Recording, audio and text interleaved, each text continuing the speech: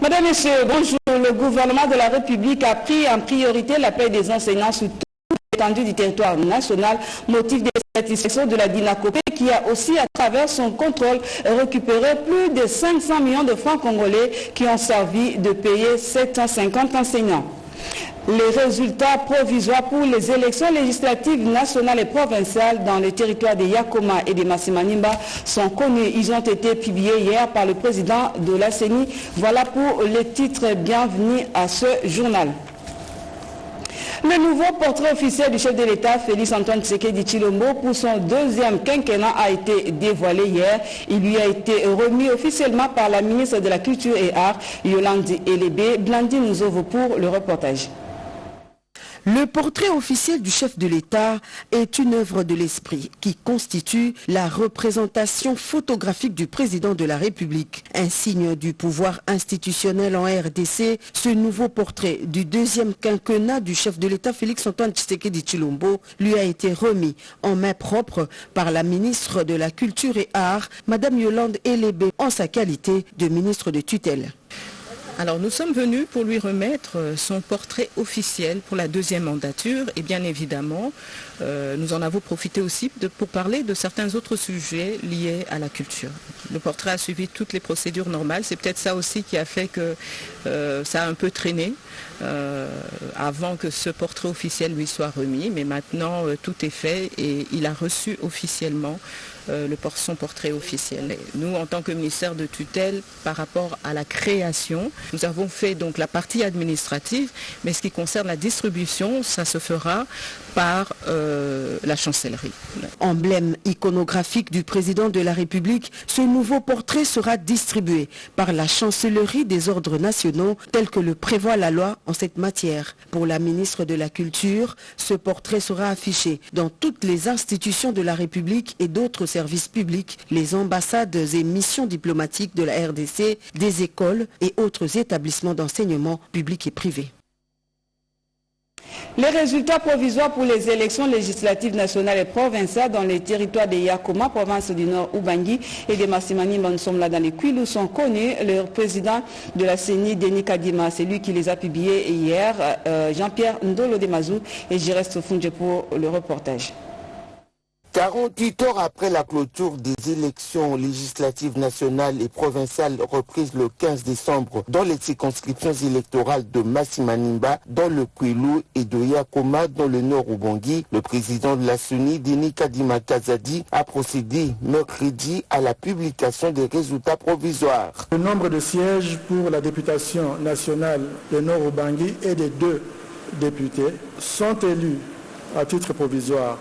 Mboui Kaya Nyi Mboui Guido, Nzangi Ngelengbi Antoine. Nous passons à Masimanimba. Nombre de sièges à pourvoir 5. Mazenga Mukanzu Didier, Kamisendu Kutuka Jean, Kinkie Mulumba Trifon, Sindani Kandambu Donald, enfin Louasangu Mouheta Paul. En outre, le numéro 1 de la centrale électorale a indiqué que le territoire de Masimanimba dans le Kwilu a affiché un taux de participation de 37,81% avec un nombre d'électeurs attendu de 442 383 pour 167 282 votants. Pour la députation nationale, les suffrages valablement exprimés s'élevaient à 167 035 247 bulletins blancs, le quotient électoral étant de 33 407. À la députation provinciale, le nombre de suffrages valablement exprimés est de 166 974 308 bulletins blancs et le quotient électoral est de 20 871,75. Pour la circonscription de Yakoma, le taux de participation s'élève à 54,41%. Le nombre d'électeurs attendus était de 200 247 avec 108 961 votants. Pour la députation nationale, le nombre de suffrages valablement exprimés est de 108 792, 169 bulletins blancs. Le quotient électorale est de 54 396. Pour la députation provinciale, le nombre de suffrages valablement exprimés est de 108 764, 197 bulletins blancs. Le quotient électoral est de 27 191. À la suite du mot de circonstance du président de la SUNI, le rapporteur Patrician Tseya Moulela a fait la lecture des décisions relatives à la publication des résultats provisoires de ces scrutins repris dans les circonscriptions électorales issues respectivement de 240 bureaux de vote de Massimanimba et de 133 de Yakoma. Le ministre des Pêtes Antiques Augustin Kibasa Maliba a célébré aux côtés de Airtel Congo et Helios Tower le dépassement de 2000 sites, un succès réalisé grâce au partenariat entre ces deux géants des télécommunications, nous dit Nonon Mantekou. Airtel Congo et Helios Tower ont célébré les dépassements des 2000 tenanciers, les plus grandes réalisations de leur partenariat conclu depuis 2011. En présence des ministres des Postes, Télécommunications et du Numérique, Augustin Kibasa Maliba, et du président de l'ARPTC, ces deux géants des télécommunications en RDC ont savouré les succès de leur collaboration en remerciant leurs équipes respectives pour le travail des titans abattus. Pour le directeur général de Airtel Congo, cette réussite revient également au ministre Kibasa Maliba qui s'est engagé à créer un environnement favorable au développement du numérique. Augustin Kibasa Maliba a quant à lui félicité la société Helios Tower pour avoir mis ses infrastructures à la disposition des opérateurs de téléphonie mobile et Airtel Congo pour son implication à rendre effectif les développements des TIC en RDC. Les infrastructures que nous construisons, comme les tours et les stations de transmission de base que nous mettons en lumière aujourd'hui, sont les fondations d'un Congo numérique prospère. Un Congo où chaque citoyen pourra accéder aux services numériques, où les entreprises pourront innover et se développer, et où notre pays pourra jouer un rôle de plus en plus important dans l'économie mondiale. Cette cérémonie s'est clôturée par la remise des trophées aux DG de Helios et de Airtel, ainsi qu'au ministre Kibasa Maliba et au régulateur Christian Katende. Les marchés pirates, on en trouve un peu partout dans la capitale. Ce lieu des négoces crée de foyers, de l'insécurité, mais également de l'insalubrité, car les vendeurs occupent la voie publique. L'hôtel de ville de Kinshasa s'avance en guerre contre ces marchés. La suppression de ces lieux des négoces sur le boulevard en est une illustration. Regardez. Les boulevards Lumumba, principal acteur de la ville de Kinshasa, doit se débarrasser de l'insalubrité qui l'encombre. C'est le vœu exprimé par le gouverneur de la ville de Kinshasa qui a instruit le bourgmestre concerné pour procéder à l'évacuation de marchés pirates érigés le long de ce boulevard. Si ces mamans-là ne vendent pas le long du boulevard, on n'aura pas les immondices que vous constatez chaque jour le long du boulevard. C'est alors qu'on doit être déterminé.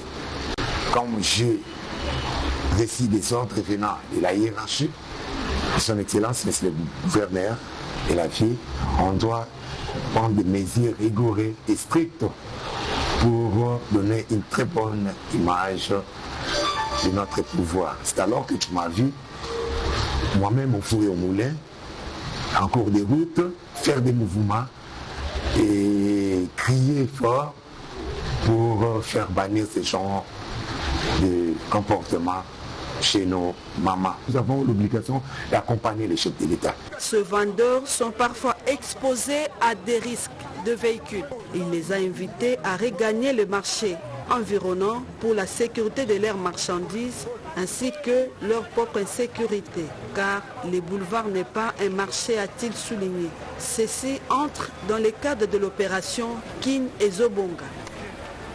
Le gouvernement provincial de Kinshasa a procédé au lancement officiel de la vente de patentes. D'autres détails dans ce reportage. à l'occasion du lancement officiel de la campagne couplée de délivrance de la patente de la fiche de recensement général des activités économiques, commerciales, artisanales pour les artisans pour l'exercice 2024-2025. Le ministre provincial du Commerce vient de lancer cette activité ce lundi 16 décembre 2024. Nous hommages le plus déférent à son Excellence le Président de la République, chef de l'État, pour sa clairvoyance de miser sur la compétence de son Excellence Daniel Bumba Lubaki, gouverneur de la ville de Kinshasa, à qui je présente ma profonde gratitude et mon profond respect pour son coaching combien louable dans l'aboutissement de cet événement. Les deux actes régénérateurs vont permettre à l'exécutif provincial d'avoir les moyens de sa politique. Cette cause est commune aux Kinoises et Kinois, celle de participer au rayonnement de la ville de Kinshasa en répondant massivement au civisme fiscal dans différents sites prévus à cette fin. Rappelons que cette cérémonie marque un tournant décisif à la mobilisation des recettes dans la ville de Kinshasa en général et dans le secteur de Péméa en particulier. Parlons de la culture et art. Les artistes, peintres, sculpteurs et autres ont été encouragés à l'exportation de leurs œuvres d'art. C'était lors de la visite de la sous-secrétaire des Nations Unies. Mami Tabangoulou nous en parle dans ce reportage. Madame Aouna Ejokomoa a encouragé les étudiants de l'Académie des Beaux-Arts ABA à créer davantage des œuvres d'art plaisantes et transformatives. Sous-secrétaire générale des Nations Unies et administratrice régionale du programme des Nations Unies pour le développement PNUD, Aouna Ejokomoa s'est ainsi exprimée lors d'une visite guidée dans l'enceinte de cet établissement académique de la capitale du Congo démocratique où elle était arrivée mardi dernier. C'est avec beaucoup de satisfaction que nous avons découvert ces hauts lieux de la culture. Je crois que vous avez un futur brillant. Bientôt, on fera tout pour que vous puissiez amplifier votre travail et que vous puissiez l'amener au-delà du monde. Vous réalisez des chefs d'œuvre que vous devez poursuivre. Je vous encourage à continuer de créer davantage des œuvres qui sont non seulement plaisantes mais aussi transformatives, a-t-elle déclaré. Et d'ajouter la paix en RDC viendra par là parce que l'art est original et vrai et c'est par l'art que la guérison va s'opérer. Continue, j'espère vous voir plus prochainement. Avant l'arrivée de Madame Aouna à la barre, des experts du bureau du PNUD RDC ont eu un échange interactif avec le jeune engagé pour la réalisation des objectifs de développement durable Gérode. Ces jeunes étudiants et diplômés ont eu l'occasion de poser des questions concernant les activités. Une journée d'échange a été organisée pour éveiller la conscience des élèves, notamment ceux de la maternelle, et de les inciter aux habitudes culturelles. C'est une journée qui a été organisée au complexe scolaire Monseigneur Moké, situé au quartier Matongé. Nous sommes là dans la commune de Kalamou. Serge Merlin Matapour, le reportage. C'est dans le but d'éveiller la conscience des élèves des maternelles du complexe scolaire Monseigneur Moké et de les inciter aux habitudes culturelles et de créativité qu'a été organisée cette activité, et ce dans le cadre de la clôture du premier semestre avec un bilan satisfaisant avant les vacances de Noël et du Nouvel An. Les élèves des maternelles du complexe scolaire Monseigneur Moké de Kalamou ont bien profité de ces moments en s'adonnant à diverses activités, le tout dans une ambiance conviviale. Ce fut également une belle manière pour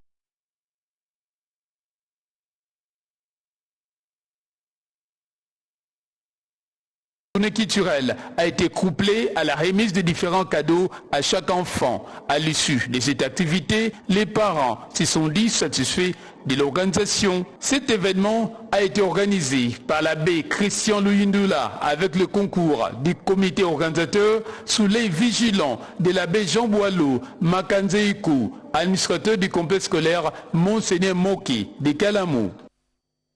Je l'ai dit en début de ce journal, plus de 500 millions de francs congolais récupérés après le contrôle des agents de bureau gestionnaire de l'enseignement national. C'est une opération qui a été lancée au début du mois de décembre par le secrétaire général à l'éducation nationale. Cette somme a permis de prendre en charge des nouvelles unités. Déjà 750 enseignants ont été payés. Reportage. Plus de 750 enseignants des bouts du ministère de l'Éducation nationale et Nouvelle Citoyenneté sont maintenant payés et 500 nouveaux enseignants seront pris en charge par la DINACOPE dès le mois de janvier 2025.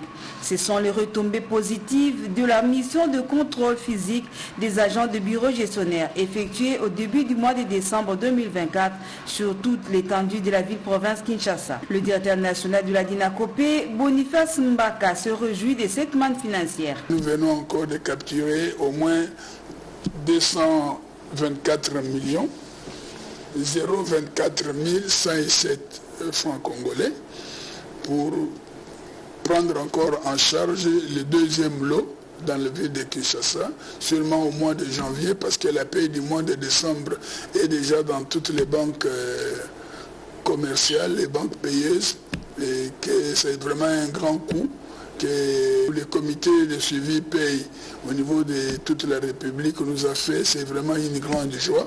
Nous faisons un petit coucou au président du comité de suivi paye parce que la paie des enseignants a été prise en priorité pour toute l'étendue de la République démocratique du Congo. Et je crois avant le 20-25, tous les enseignants seront payés si tout va bien. Cette mission de contrôle représente un élan d'accomplissement pour la DINACOPE et permettra d'améliorer la gestion des ressources financières dans les secteurs de l'éducation en République démocratique du Congo. Il s'est ouvert hier à Kinshasa une rencontre de consultation des principaux acteurs identifiés pour la préparation et la mise en œuvre de programmes Compact énergique de la République démocratique du Congo. D'autres explications, c'est dans ce reportage. La réflexion va tourner autour de la question comment formuler des propositions susceptibles de consolider les contenus du compact énergétique de la RDC. Le vice-premier ministre et ministre du plan, Guylaine Yembo-Mbouizia, représentant de la première ministre Judith Suminwa Tuluka, a procédé au lancement des consultations des principaux acteurs identifiés pour la préparation et la mise en œuvre du programme Compact énergétique de la RDC. Le ministre des Ressources hydrauliques et électricité, le professeur Teddy Luamba-Mouba, a insisté sur l'importance que rêvaient ces projets.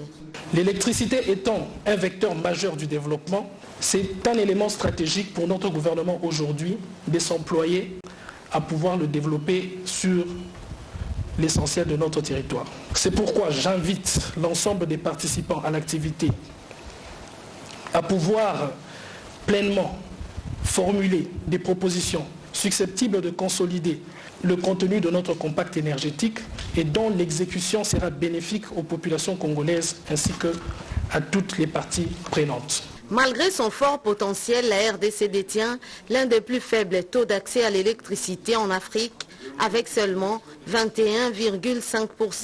Pour relever ces défis, le ministre Teddy Luamba a déjà mis en place une équipe technique pour préparer l'effectivité de la mise en place du compact énergétique de la RDC à l'horizon 2030, un programme qui vise à tripler le taux d'accès à l'électricité, le faisant passer de 21,5 à 62%. Traduisant ainsi la volonté du chef de l'État à faire du secteur de l'énergie un levier de développement. C'est une unité industrielle qui va renaître de ses cendres, la sucrerie de Kiliba, de nouveau en activité. Une relance préconisée par le gouvernement de la République et portée par le ministre de l'Industrie, Louis Watum Kabamba. Reportage. Le gouvernement de la République démocratique du Congo a refinancé la reprise de la sucrerie de Kivu, ex-Kiliba, grâce au leadership du ministre de l'Industrie et Développement des petites et moyennes entreprises, Louis Watum Kabamba, à travers le Fonds de promotion de l'industrie FPI, et cela après plus de 26 ans. Environ 5 885 313 $ de prêts du Fonds de promotion de l'industrie ont été versés à la sucrerie de Kivu, anciennement sucrerie de Kiliba, pour sa relance, un crédit de 3 millions de $ et 2 subventions respectivement de 1 650 000 $ et une somme de 1 235 313 $ reçus en novembre 2024 devant servir à l'amélioration de l'outil de production en raison de son fort impact économique et social dans la région. Cette sucrerie a produit fin septembre 2024 ses premiers sacs de sucre pérennisés pérennisant ainsi des emplois qui étaient perdus et éloignant les enfants de la région des groupes armés par des emplois stables et fixes. L'on peut dire, sans se tromper, que la sucrerie de Kivu, Suki, se porte bien et peut voler de ses propres ailes grâce à l'intervention de Louis Watum Kabamba, ministre de l'Industrie et du Développement des petites et moyennes entreprises et petites et moyennes industries. Ainsi donc, Louis Watum Kabamba est en train de matérialiser la vision du chef de l'État, Félix Antoine Tshisekedi Tshilombo, dans les secteurs industriels et de la création des richesses sous la clairvoyance de Madame la Première ministre Judith Suminwa Tuluka pour le bien-être des Congolais. L'université Simon Kimbangu a un nouveau laboratoire en son site. Il a été inauguré par le représentant du gouverneur de province, c'est le ministre provincial de la Santé. Un bâtiment ultra moderne, fruit d'une vision claire, d'un engagement indéfectible et d'un travail de titan sous l'impulsion du recteur Charles Kisolongele Kiangani. Il s'agit d'un laboratoire équipé de technologies modernes afin de permettre un apprentissage de qualité. À ces jours de son inauguration par le représentant du gouverneur de la ville-province de Kinshasa, le ministre provincial de la Santé Patricien Gongo, l'on pouvait lire la joie à travers le visage des bénéficiaires. Je tiens ici, au nom du gouverneur de la ville-province de Kinshasa, d'encourager les personnes qui ont à utiliser ces laboratoires à les faire comme de bons pères de famille.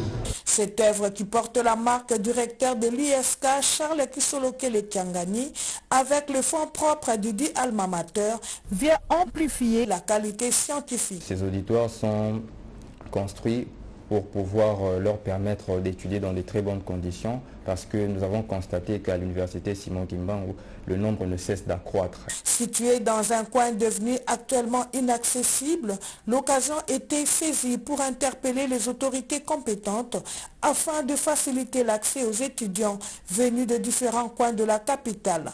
Et pour lier l'utile à l'agréable, la délégation des officiels a été conviée à une visite guidée par le recteur, question de s'imprégner de quelques informations liées à l'usage de ces laboratoires. Révision ou changement constitutionnel, le sujet est d'actualité et l'Église du Christ au Congo n'est pas en reste. Elle a organisé une journée de sensibilisation à ce sujet. D'autres explications, c'est dans ce reportage. Le débat autour de la réforme constitutionnelle mobilise de plus en plus la classe politique, les scientifiques, les leaders d'opinion et l'élite congolaise dans son ensemble. Cet atelier d'échange a permis à la commission Justice, Paix et Sauvegarde de l'Église du Christ au Congo de sensibiliser la population sur l'impact de cette réforme constitutionnelle. Les différents intervenants, dont le professeur d'université et les politiques, ont tour à tour démontré la pertinence de cette réforme constitutionnelle et son incidence sur l'impact républicain, la stabilité d'un état de droit, mais aussi sur la politique intérieure et extérieure de la RDC. Et donc, comme organe technique de l'Église, la commission Justice, Paix et Sauvegarde de la Création a porté déjà l'initiative sur le plan technique en réunissant l'élite citoyenne, l'élite de l'Église, autour aux orateurs notamment, le scientifique, parce qu'ils les sont, mais aussi des acteurs politiques, en vue de réfléchir sur l'incidence qu'il y a autour de la procédure démocratique de la réforme constitutionnelle. Un rapport sur les réflexions de l'ECC à propos de l'impact de la réforme constitutionnelle pour la stabilité de l'état des droits sera produit pour le processus électoral de 2028 en République démocratique du Congo. Une autre matinée d'échange sur la révision constitutionnelle, c'est celle organisée par l'UDPS à l'intention de jeunes pour discuter sur les biens fondés de cette réforme constitutionnelle. L'UDPS toujours derrière le président de la République, Félix Antoine Tshisekedi Tshilombo, autorité de référence pour une commission multidimensionnelle chargée de la révision de la Constitution. Madame Wivine Shimoussa Shibalama, ancienne candidate députée nationale, cadre de base de la Fédération UDPS Lukunga, vient de faire sa rentrée politique ce samedi 14 décembre 2024 au cours d'une communication politique tenue à Mongafula pour apporter sa contribution à son parti. Elle en a profité pour annoncer la création de la dynamique Totongamboka et Lomona Fachi. Une façon de soutenir le vœu du chef de l'État de toucher à la Constitution. On doit donc éviter de mettre la charrue avant le bœuf. Il faut attendre le début des travaux avec la commission, a-t-elle souligné. Le chef de l'État l'a bien dit lors de son adresse au sein du Congrès. Il a dit qu'il y aura une grande commission qui va traiter de la question pour lever l'option. Si on va rester dans la révision profonde, c'est vrai, si la révision est tellement grande, on sera obligé d'aller vers la population au travers du référendum. Voilà la grande question et voilà la lumière que je tenais à apporter au mien par rapport à la révision ou au changement de la Constitution. Selon Wivin Chimoussa Chabalama, seule la commission multidimensionnelle à mettre en place qui pourra lever les options et déterminer les priorités à apporter dans cette loi fondamentale à soumettre au président de la République, Félix Antoine Tshisekedi Tshilombo. La Confédération du Congo a organisé une journée d'échange également, mais cette journée a été consacrée aux violences basées sur le genre en milieu de travail. Ce sont des explications de Mamita Bangoulou dans ce reportage. Autour du thème « La prévention des VGB en milieu du travail ». Une occasion pour la vice-présidente en charge du genre, économie informelle et développement durable de la CSC RDC, Brigitte Charadi, de rappeler à l'assistance l'importance de cette activité.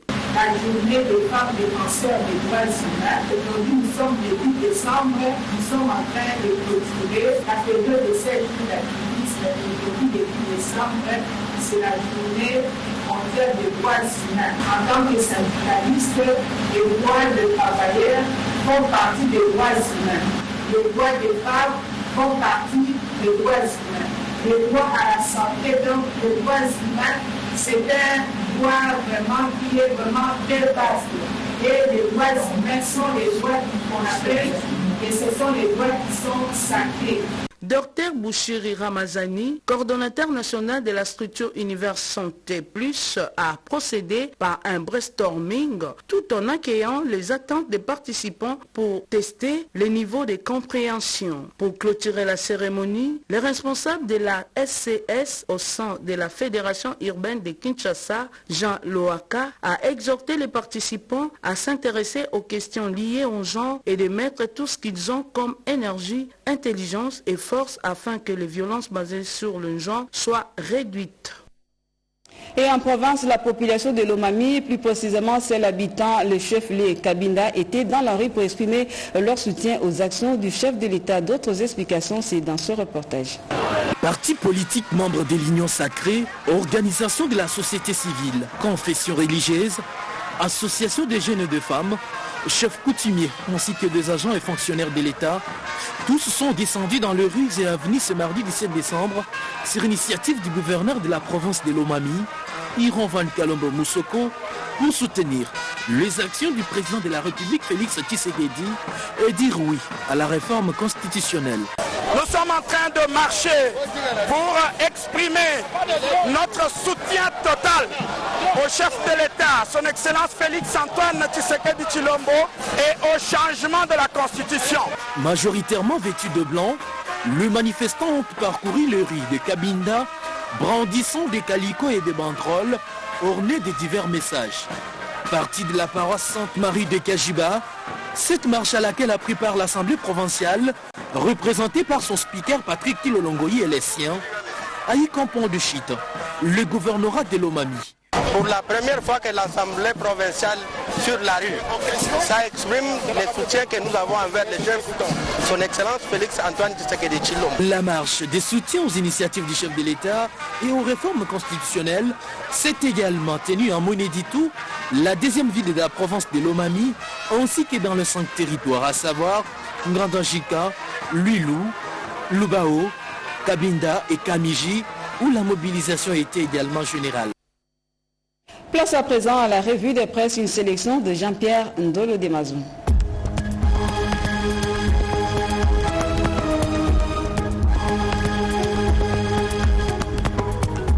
Bonjour mesdames, messieurs et bienvenue à cette revue de presse. Kagame, l'ennemi de la paix dans la région, titre Ouragan.cd. Encore et toujours Kagame, c'est réellement lui, écrit le confrère, le blocage. Son dernier masque est tombé dimanche à Luanda en portant le groupe terroriste 1-23 sur ses épaules jusqu'à la table des négociations. Le président rwandais endosse son costume de fauteur de troubles dans la région, figure clévante, profil controversé. Kagame se targue par ce boycott d'instaurer le chaos dans les Grands Lacs. Maintenant que le processus est torpillé, le despote rwandais rentre dans son terrain favori, la guerre. Il a désormais les mains libres pour poursuivre son entreprise criminelle et surtout piller systématiquement les minéraux congolais.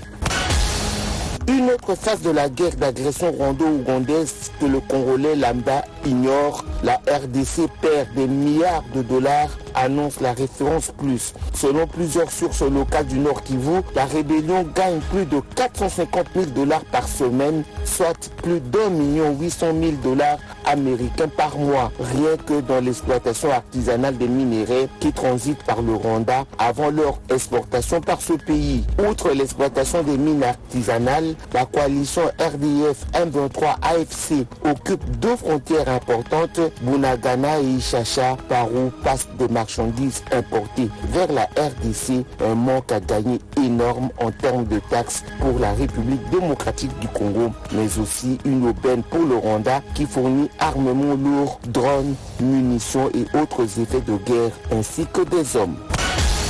Ituri, 5 personnes tuées dans différentes attaques de la Codeco à Djougou, rapporte le potentiel.cd. Dans le territoire de Djougou, plusieurs villages du groupement beaucoup en chefferie de Bahema Nord ont été le théâtre d'attaques perpétrées le mardi 17 décembre 2024 par les milices de la Coopération pour le développement du Congo, Codeco. Charité Banza, un activiste des droits de l'homme dans la région, précise que le bilan provisoire fait état de 7 personnes lâchement abattues par ces hommes armés.